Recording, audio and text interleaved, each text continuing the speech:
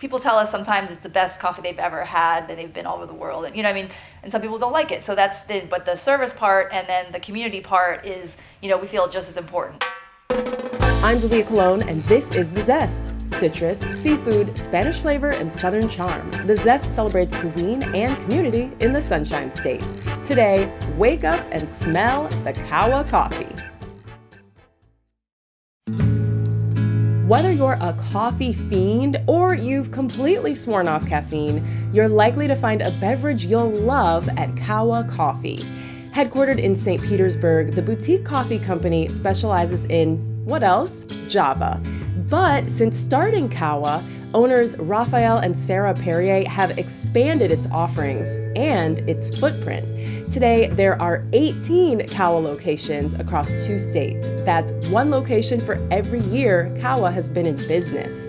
I visited the Perriers at Kawha's headquarters in St. Pete, and even the parking lot smells like coffee. It's a whole immersive experience type of field trip.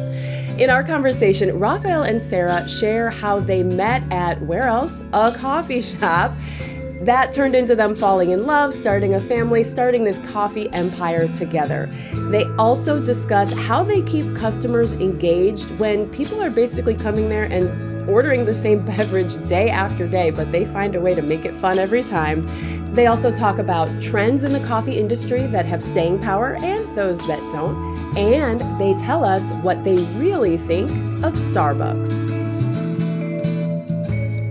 I was born in Canada, but was transplanted to Florida when I was 5, so you can basically consider me a Floridian, I think. I feel Floridian. And then went to school. I never drank coffee. I went to school in Philadelphia and got introduced to this coffee shop and this Frenchman that was behind the bar, and he got me drinking coffee.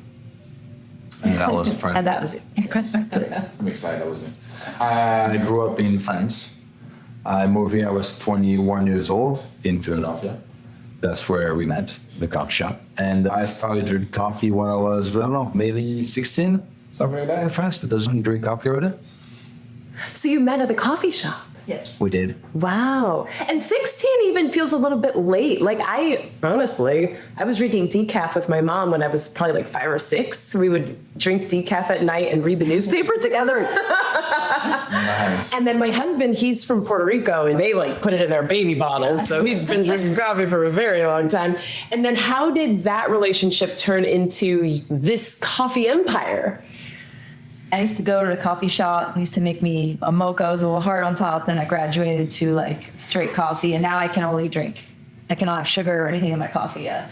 But he was in the coffee business up there. We ended up moving back to Florida because he loved the area, and he really saw the potential in the area. And we moved down here. I had retired from my previous career, which was a professional dancer. We came to the area 18 years ago, so we're still here.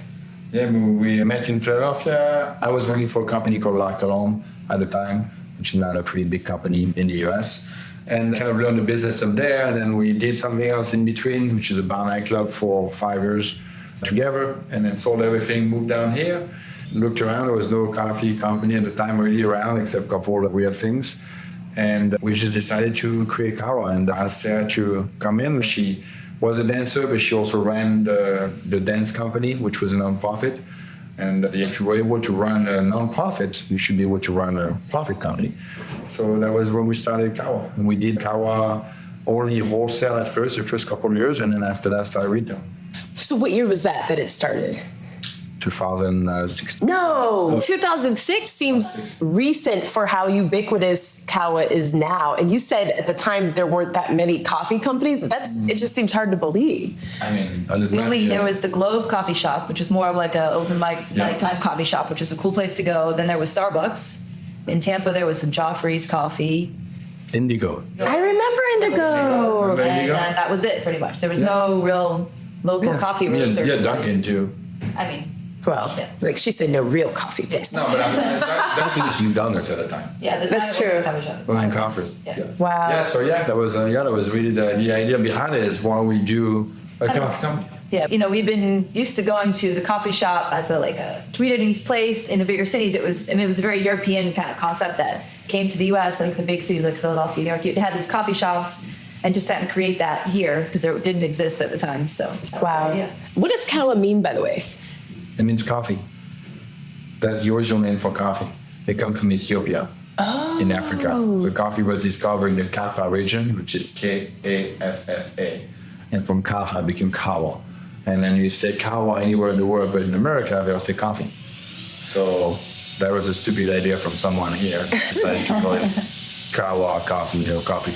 Wow, pretty cool. Okay, so you started in 2006, which was less than 20 years ago. Even my daughter, I was driving my daughter to school this morning. She's 12, and she said, "What are you doing today?" I said, "I'm interviewing the owners of Kawha." She knew what it was. She doesn't even drink coffee. She drinks like the fancy stuff with all the chocolate and sugar in it. Yeah. But everybody knows Kawha. So talk me through like how it started versus how it's going.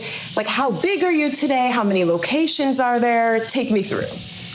So we started in 2006 in South St. Pete with a small 3,000 square foot warehouse where we roasted coffee and we did only wholesale. That was it. That was pretty much right. Tried to knock on doors. Sarah was roasting and packaging coffee. I was going around the area, trying to knock on doors and sell whatever we could as far as coffee. And then in 2008, we decided that we used to have an espresso machine at the office, which was great for the week, but during the weekend, we had nowhere to go to drink coffee. So we said, why don't we open a retail shop? And it turned out that we had an opportunity to do a shop in downtown St. Pete, which is the one on 5th and 2nd Avenue North. And that was our first location. That was 2008. 2010, we did the second location, which was second south in St. Pete as well. And in 2012, we decided to cross the bridge, which was almost like crossing the Atlantic, to go to Tampa. And then our first 3 locations in Tampa were coming that year. And then now we have 15 locations, 5 licensed deals. A lot of things that people don't know about us is we have a big wholesale business, which is retail, which is restaurant, cafe, hotels. We have about 1,200 wholesale customers across the US and the Caribbean and Mexico. So it's a big part of what the company also is. And we also now are, over the past, 7 years, we've been getting into Publix cafes, the poorest cafes they call them now. There is 150 of them that serve Kawha inside there.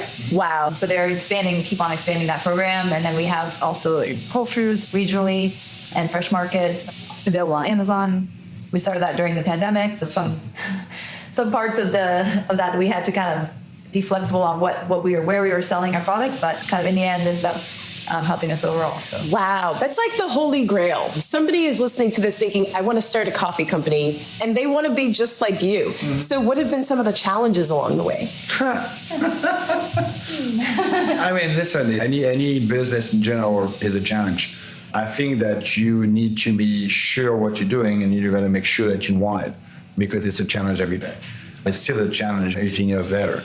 My biggest challenge personally was to be able to delegate. People call it a control freak if you want, or however you want to call it, but I'm very passionate about what I do and what we do. And for me, the biggest challenge was letting people do their job and really trust them with what we're building, and then make sure that we were going where we wanted to go. So that was really my biggest challenge. yeah, I mean, you think you have to believe in what you're doing and work hard. And it seems like you said, it didn't seem that long. 18 years can seem long or not long. You also have an 18-year-old daughter. So it's like a lot can happen in 18 years, but it's not like an overnight success. I think that's one thing that a lot of people these days think I'm just going to, overnight I'm going to make $1 million. Overnight I'm going to do this. But it takes time to build up a reputation, to build up a brand. It's just putting the work in and just being good community members. There's always challenges, but I think also it could be an advantage or disadvantage that we are married and we work together, and sometimes having a partner is hard, but having someone you trust that you work with is good. There's some good days, some bad days, but we always have the other person to kind of bring us up on the bad days, and usually it's good to have someone like that. So Yeah. Okay, speaking of trusting people, there's no way you can be in every shop every day. So how do you ensure the quality? And I'm looking behind you, there's a whole warehouse, very cool operation, whatever's going on back there. These people are doing, I don't know, what are they doing? We're roasting the coffee. They're roasting the coffee. Okay, and you can't babysit everyone, and you probably don't want to. So what advice do you have for someone whose business is getting to the point where they can no longer manage everything themselves? I think the key of the whole story behind what we've done is having the right team with us. I think we're lucky enough to have people with us that have been there for 10 plus years and really believe in what we're doing, really understand the mentality that we have behind the company. You know, the team is really who you are. There's so much we can do, Sarah and I, to grow the business. I think we were really lucky to find the right people. And I think the key for us is to make sure that people are happy, people are enjoying what they're doing, and then believe in what we try to build, right? Yeah, and I mean, I think you want to be happy to come to work every day. I mean, everyone has to do something. And I think, like you said, building the team, making opportunities for people that are hard workers and that put in the time and effort for our company to like grow the company, you have to be able to trust them, like you're saying, and just building up that trust over time and giving them opportunities to grow themselves within the company. So what do you think that does? I mean, we haven't even talked about the actual coffee, and maybe you can touch on that, but I don't think it's just the beans that keep people ordering it for their office or going there every day when they could be brewing it at home. So where do you think that balance is between the product and then the experience of coming to Kawha and getting their coffee? We love our product and we have a specific style. We have more of Italian roast, but coffee's subjective. There's all different types of roast. There's all different beans. So there can be good product. People tell us sometimes it's the best coffee they've ever had, that they've been all over the world. You know what I mean? And some people don't like it. So but the service part and then the community part, you know, we feel just as important. When you come into the shop, the way you're treated, the way that we are able to like give back to the community with the company as well. So all those things are important, and I think they're just as important as the product. It's, you know, it's a whole experience. It's fun. It's easy. And we always say it's just coffee. You know, there is nothing to it at the end of the day. It's a cup of coffee, but you want to make sure that the experience really goes with it. I think in our coffee shops, you know, it's a place where anyone can come in and be welcome. Like we said, we have, you know, students, you have politicians, you have teachers, you have police officers, you have artists, you have everyone kind of can come in there and just have a cup of coffee. And where else do those people really all come together? And our baristas and our staff, they make people feel welcome, and that's part of what they do. And we have people that come in there just specifically because of the staff and the way that they get treated. They come in every day to get their coffee. They don't even have to talk. They know them. Just put their coffee on however they like it on the counter and try to make everyone feel welcome. I love that. Have you heard of the idea of a third place or third space? Yeah. So this is their third space. They've got home and they've got the office or school, and then this is probably their third place where they're known and you don't have to ask their name on their cup. That's pretty cool. Yeah. You get to be that in somebody's life. Yes. Like I said, that's the vision we had when we first started out with the first shop. I can still remember we were there painting the walls, or like, are we going to be able to create that here in St. Pete? And it's been a great thing that we have. I mean, we have people from our original store that still come there after, 16 years. So kids grow up. It's cool. That's very cool.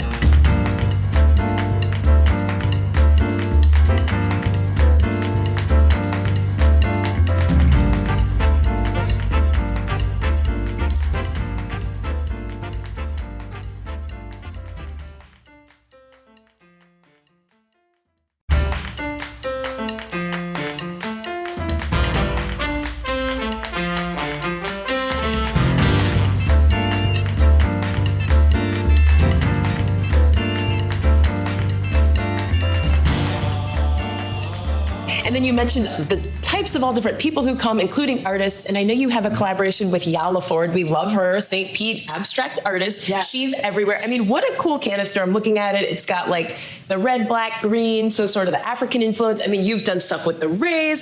Is that part of it? Because on one hand, people want their cup of coffee to taste the same every day and they want that consistency, but you have to grow and innovate. Yeah. So how do you think about that, and what ideas are sort of percolating? So we have a good team that develop things for us. We have a team for the drink creation, if you want, right? You have to innovate as much as you can the whole year, and between seasonals and fun things that we're creating right now, we have a couple of things coming out that are gonna be fun. We're looking at the industry in general to see where it's trending. Is it worth doing this? Is it not worth doing this? Do we want to focus on coffee, on non-coffee drinks, things like that? And then the art cans and the special roast and all those things is part of what we've done for a long time.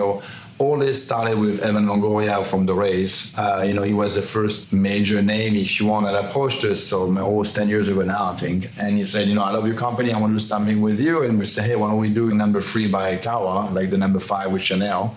Oh, okay. Because I'm looking at the bag. It makes sense. It's very like artistically done. It's the kind of thing that I would use all the beans and then keep the bag. Right. Yeah, that was the idea. And it would say, yeah, we can do something cool. And then, while we involve the charity aspect of it, donate everything back and be involved in the community. And I think it's a big part of what we are about. Okay, you said you have to pay attention to the industry trends. What are some of the trends you're seeing? Are people drinking less caffeine? Do they come in and they want green tea? Do they want oat milk instead of cow's milk? Oat milk, oh my gosh. Even you drink oat milk. I do actually do it. I actually do. So do I. Me too, right? No, I mean, I think the trend, less caffeine drinks, yes. I think the younger generation likes non-caffeine drinks, but I still believe that you have that caffeine behind it. We are still coffee shops. So at the end of the day, you still want the caffeine drinks from there. The funny thing about the coffee industry is, how can we create something that I can charge you more? At the end of the day, it's a cup of coffee, like we say, it's simple. But we try, and the industry is trying to do more and more things to be able to do inventive things. In the last 50 years, we've tried a lot. One thing that sticked a lot and really is now a big part of the industry is cold brew, right? We started cold brew, 15 years ago. Yeah. At the time, we had iced coffee with like the ice cube and the iced coffee in it, and a strong espresso to make it stronger. And then came out with the cold brew method and the brewing and all that stuff. And to be honest with you, I think it's the only trend that really stick for 15 years. Became mainstream, yeah. Yes, became main, yeah. What are some trends that did not stick? Oh, you got a lot of them. Which one? I don't know. I mean, for us, like, it's just depending on, there's some things that people like, different ways of brewing. Yeah, the pour over. But like in our shops, like, it just doesn't work. People don't want to wait 5 minutes for a cup of coffee. They just want to get their coffee in the morning and just get going. You know what I mean? So like maybe at home they're going to do that at home on the stuff, but I mean certain trends like don't translate into our specific. What was the one with the butter? Remember that one? That's like the keto. The butter. Oh, the bulletproof. The bulletproof. What is the huge thing? Like, it's like you put butter in your coffee. Yes. Yeah, I don't know. We couldn't get on that. We couldn't get on board. It went for, a year, 2 years, whatever, but now you barely hear about it. So you have those trends that the industry is trying. How can I charge you $8 a cup for coffee?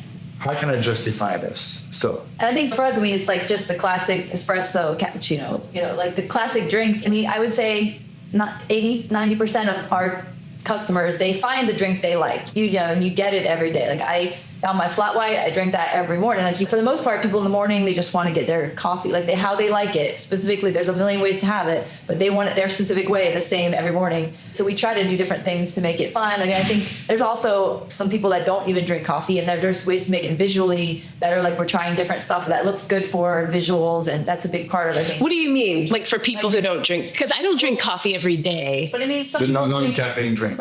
Like you're saying, our kids they all want to go the lemonade. Get something. They want to be part of the experience. We have like special lemonades now, different other drinks that don't have necessarily coffee in them, and they look visually pretty. And it's to try to get people, okay, you had your coffee in the morning, you want to do something in the afternoon, you want something else. Maybe you don't want coffee, you want something different, but they want to be part of the experience. They want to come and get something. They want something, Very much so. Yes. My daughter's birthday was a couple weeks ago, and I don't know how you feel about Starbucks. Actually, we had a question from Facebook, Lauren Jackson, who was on the pod recently, and she's the food and drink editor for Sarasota Magazine. Oh, man. She asked, how do you feel about a certain Seattle-based coffee chain that shall remain nameless? I think we all know it's Starbucks, and you're absolutely right. My daughter's birthday, you can get those freebies on your birthday.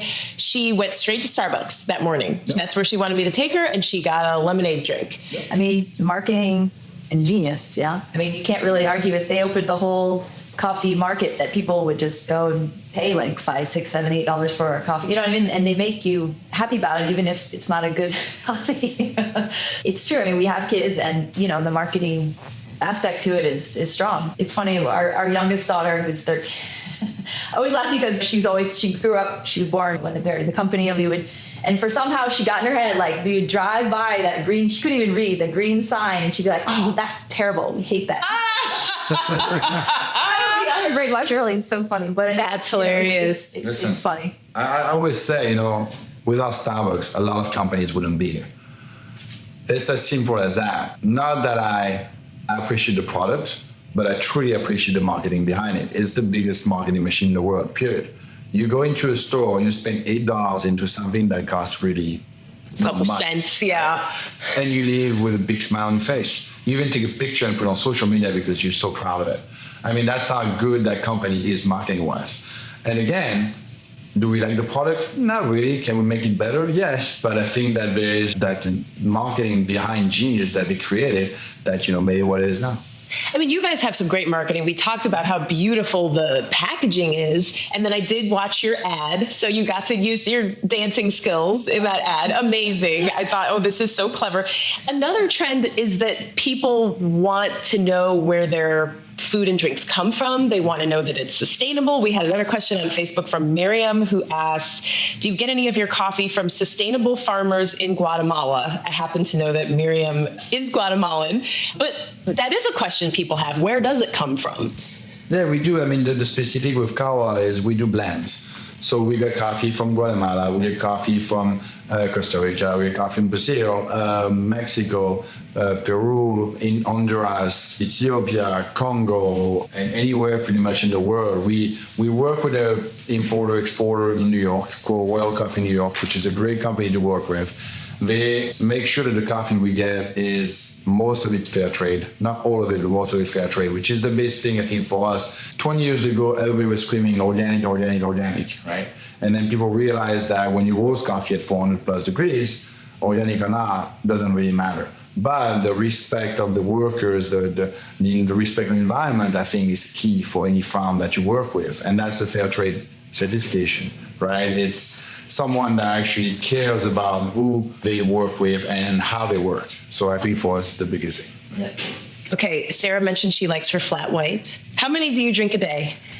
Just one. I have my flat white in the morning, and then I usually have a single espresso after lunch. So that's usually my intake. I don't usually try to go not more than that because once in a while I need extra espresso in the afternoon.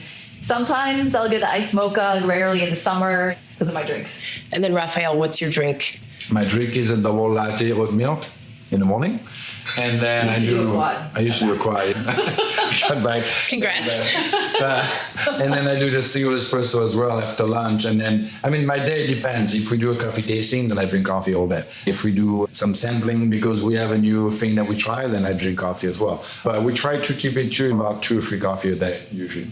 I mean, that's hard because even when I pulled up to the parking lot, and we're here at, is this the headquarters? Yes. In St. Pete, you can hear the roastery, okay? You can smell the coffee from the parking lot, and it smells amazing. So congratulations to both of you on being able to be around it all the time and not just like give in constantly.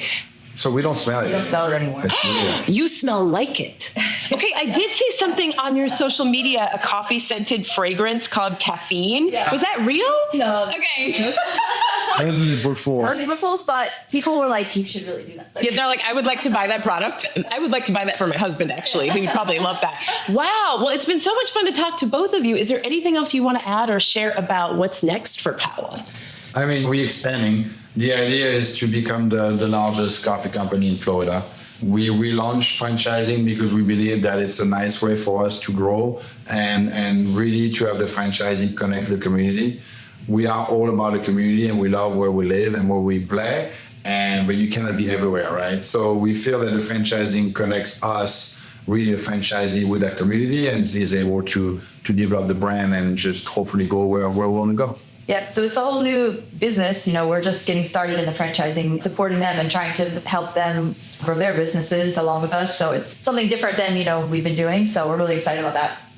Is that how you ended up with a location in Texas? Because Lauren Jackson also asked about that. Where in Texas are you? Fort Worth area. So yes, we have a franchisee that they're opening 3 locations in the Fort Worth area, and they have 2 more coming right after that. So we're really excited about that. And we weren't really looking to expand to Texas, but they were just a really great partner, and we're really excited about it. So Wow. And it all started when you met in a coffee shop. Yep. And now you've got coffee shops everywhere. That's amazing. Sarah and Raphael, thank you so much. Thank you so much for having us. Yeah. Thanks so much, Aria. Thank you.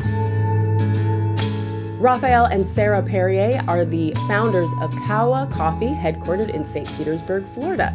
After we spoke, they gave me a tour of the roastery, which was super cool, and you can see that video on our Facebook and Instagram at The Zest Podcast. I'm Dalia Colon. I produce The Zest with Andrew Lucas and Alexandria Evron. The Zest is a production of WUSF, copyright 2024, part of the NPR network.